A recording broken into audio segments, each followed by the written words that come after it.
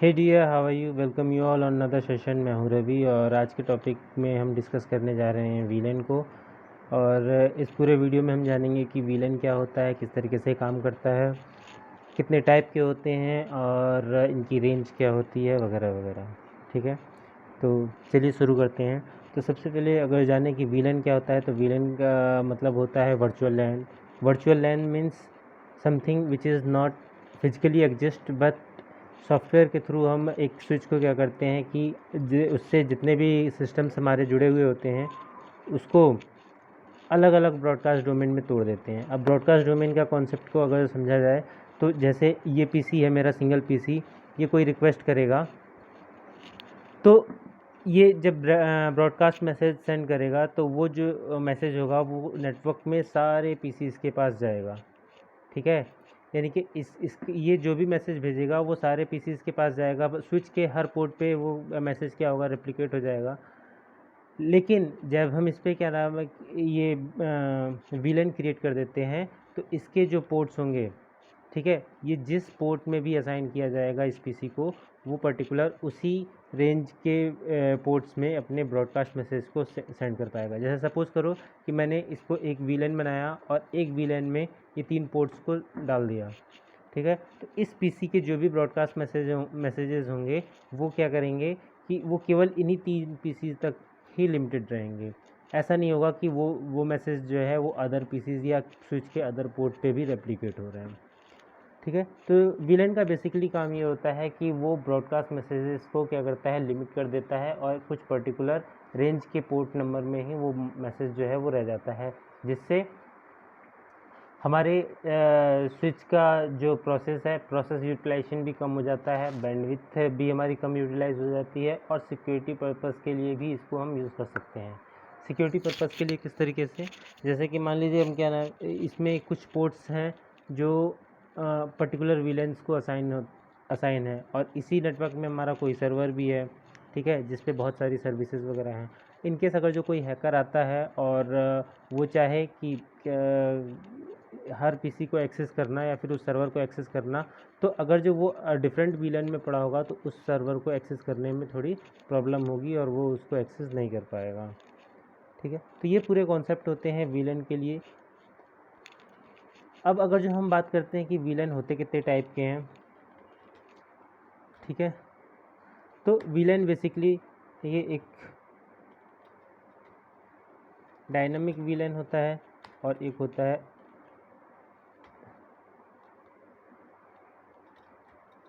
Static villain. Static villain में हम क्या करते हैं कि जो इसके पोर्ट्स होते हैं, ठीक है, अगर जो हम बात करें केवल स्टैटिक विलेन की, स्टैटिक विलेन में क्या होता है कि स्विच के जितने भी पोर्ट होते हैं, या फिर ऐसे कह लो कि स्विच पे जो कॉन्फ़िगरेशन होती है वो पोर्ट बेस की जाती है। पहले इसमें विलेन क्रिएट करते हैं और उस विलेन के अंदर पोर्ट्स को असाइन कर देते हैं। एक विलन बनाया और विलन के अंदर कुछ पोर्ट्स को डाल दिए, तो वो जो है प्रोसेस जो होता है वो स्टैटिक विलन का होता है। डायनामिक विलन में क्या होता है कि उसके लिए एक सर्वर यूज़ होता है। ठीक है, जैसे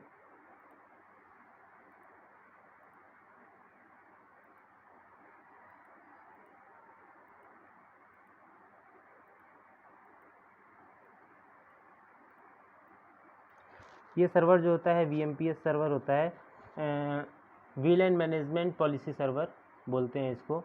और इसमें क्या होता है कि जैसे ही इसमें सारे पोर्ट्स, स्विच के कोई भी पोर्ट किसी भी विलेन को असाइन नहीं किया जाता है और स्विच पे कोई विलेन भी नहीं बना हुआ है, लेकिन जैसे ही कोई पीसी इसके किसी एक पर्टिकुलर पोर्ट से कनेक्ट होता है तो ये स्विच जो है वो सर्वर को रिक्वेस्ट भेजता है कि इस पीसी का जो है, एक पीसी जो है मेरे पोर्ट से कनेक्ट हुआ है। अब ये सर्वर क्या करता है, इस पीसी के मैक एड्रेस को चेक करता है कि इस पीसी का मैक एड्रेस सर्वर की किस विलेन को बिलोंग करता है।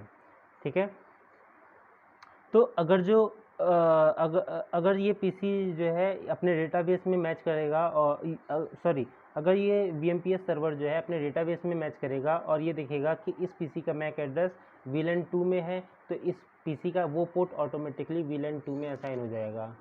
यानी कि इसमें यूज़र को फ्लेक्सिबिलिटी ये मिल जाती है कि इसमें यूज़र को फ्लेक्सिबिलिटी ये मिल जाती है कि वो स्विच के किसी भी पोर्ट को यूज़ कर सकता है, ठीक है। और अगर जो इस पीसी का मैक एड्रेस इस वीएमपीएस सर्वर में नहीं होगा तो वो क्या करेगा, उस पीसी को कनेक्ट ही नहीं होने देगा। यानी कि कोई अननोन पर्सन अगर जो इस पीसी को इस सर्वर से चाहे कि मैं कनेक्ट करके इस इंटरनेट को यूज़ कर लूँ तो वो नहीं कर पाएगा। तो वीएमपीएस का मतलब कि एक ये भी यूज़ हो जाता है कि हम उसको सिक्योरिटी पर्पज़ के लिए भी यूज़ कर सकते हैं ताकि कोई एक्सटर्नल यूज़र जो है हमारे नेटवर्क को यूज़ ना कर सके। अदरवाइज़ बेसिक काम जो इसका होता है वो केवल ये होता है कि वो स्विच के हर पोर्ट को चेक करता है। उससे जब भी कोई पीसी कनेक्ट होगा तो वो चेक करेगा कि इस मैक एड्रेस का जो पीसी है वो किस वीलैन को बिलोंग करता है, ठीक है। सो आई होप ये चीज़ समझ में आई होगी। इसके अलावा अगर जो हम वीलैन की ऐसे नॉर्मल रेंज की बात करें तो वीलैन जो होते हैं वो क्या होते हैं,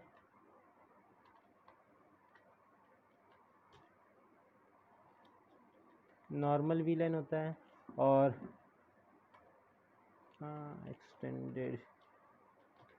एक्सटेंडेड वीलैन होते हैं। इसके अलावा नेटिव वीलैन होता है, ठीक है। वॉइस वीलैन होता है।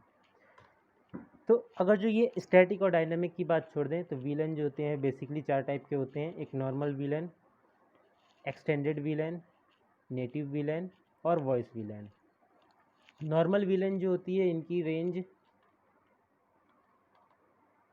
रेंज जो होती है 2 से 1024, मतलब कि 1024 वीलैन हम एक स्विच पे क्रिएट कर सकते हैं नॉर्मली, ठीक है। जिसमें से 2 से 1001 वीलैन जो होते हैं वो फ्लेक्सिबल होते हैं, उनको यूज़ कर सकते हैं। लेकिन 1002 से 1005 तक के जो है वो हमारे कुछ फिक्स होते हैं विलेन, उनकी पोजीशन फिक्स होती है, उनको हम नाम रीनेम भी नहीं कर सकते और उनको असाइन भी नहीं कर सकते। इसके अलावा किसी भी स्विच में जो विलेन 1 होता है वो ऑटोमेटिकली क्रिएटेड होता है, विलेन 1 क्रिएट की करने की ज़रूरत नहीं पड़ती। और इसको हम ना तो रीनेम कर सकते हैं और ना तो चेंज कर सकते हैं। जैसे मैं यहाँ पे अगर जो आपको दिखाऊं, इनेबल शो विलेन, तो आप देखोगे यहाँ पे कि इस स्विच के जितने भी पोर्ट्स हैं वो सारे हमारे विलेन 1 को बिलोंग करते हैं, ठीक है। अगर जो हम इसमें कोई भी विलेन क्रिएट करेंगे, जैसे इसमें मैंने 2 विलेन क्रिएट किए हुए हैं, विलेन 2 और विलेन 3, लेकिन इसमें कोई भी पोर्ट असाइन नहीं है, ठीक है। तो हम इसमें इन 2 विलेन अलग से क्रिएट कर लेते हैं और इन दोनों विलेन्स को मैं हटा देता हूँ अभी, और इनको एक 2 सेपरेट विलेन क्रिएट करेंगे और उनको कुछ पोर्ट्स असाइन करेंगे। देखते हैं कैसे करना है।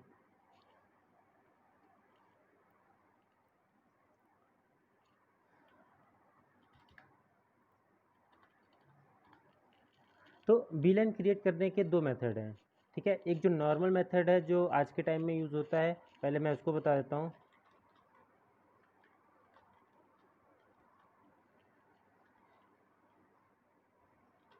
सबसे पहले विलेन क्रिएट करने के लिए कमांड देंगे विलेन का नंबर। जैसे विलेन 2 इसमें क्रिएटेड है, अगर जो मैं चाहूँ तो इसको डिलीट मार दूँ, ठीक है। डिलीट मारने के लिए क्या क्या करना पड़ेगा, हमें यहाँ पे लिखना पड़ेगा सिंपल नो विलेन 2, इंटर मारेंगे। अब देखो डू शो विलेन, यहाँ पे 2 विलेन जो था वो हमारा हट गया, विलेन 3 बचा है।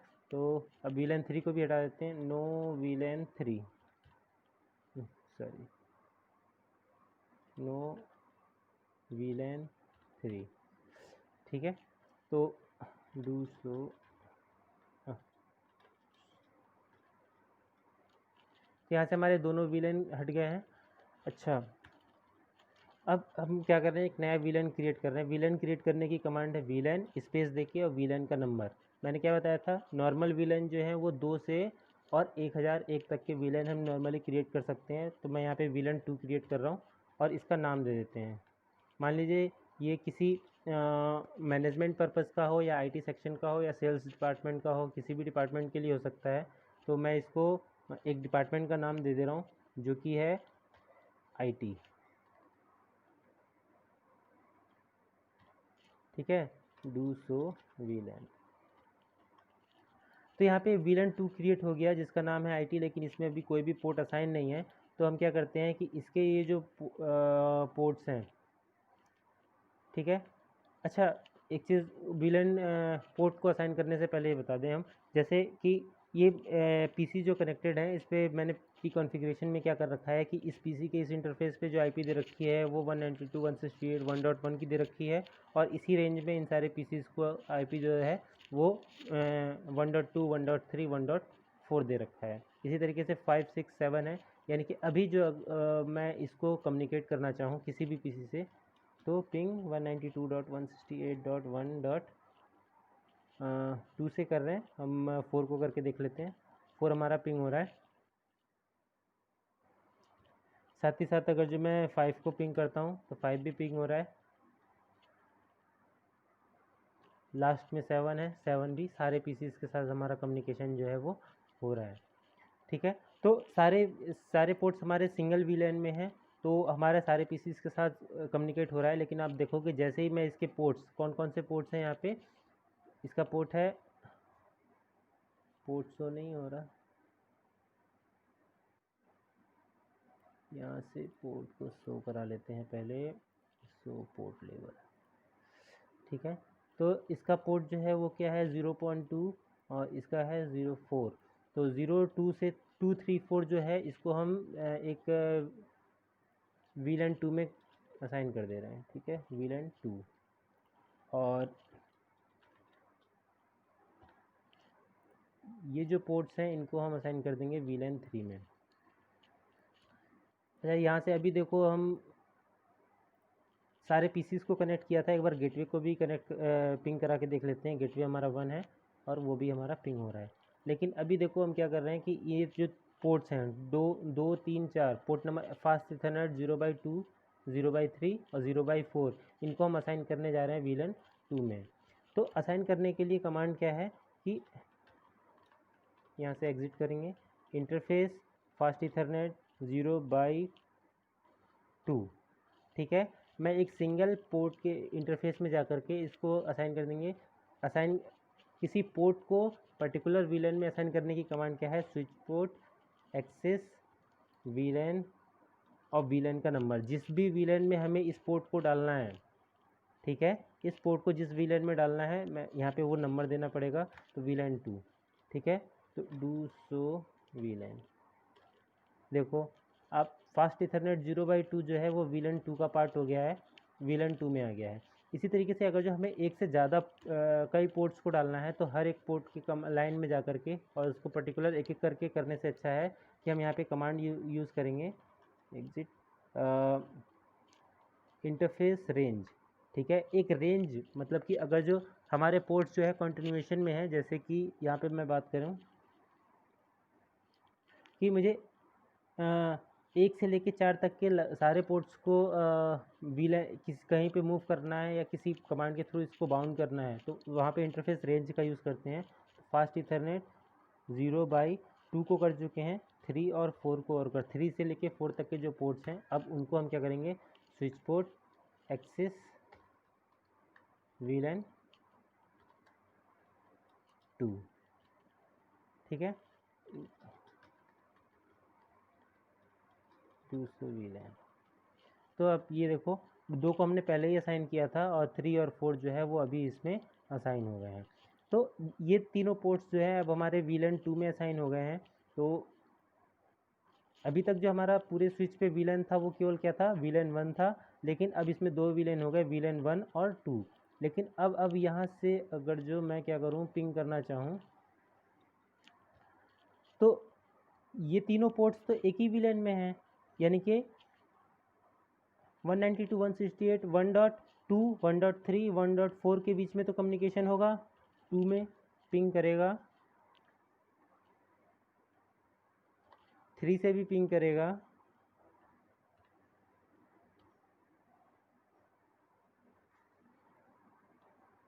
और 4 से भी पिंग होगा। लेकिन इसके अलावा अगर जो हम चाहें कि हम अपने गेटवे से पिंग कर लें तो पिंग नहीं होगा। क्यों? क्योंकि ये एक अलग वीलैन में है और एक ये अलग वीलैन में है। अब इसका जो ब्रॉडकास्ट डोमेन हो गया वो 3 पीसीज़ के साथ लिमिट हो गया। अब जितने भी जो भी मैसेज होगा वो केवल इसी इसी 3 जो भी कम्युनिकेशन होगा वो इन्हीं 3 पीसीज़ के बीच में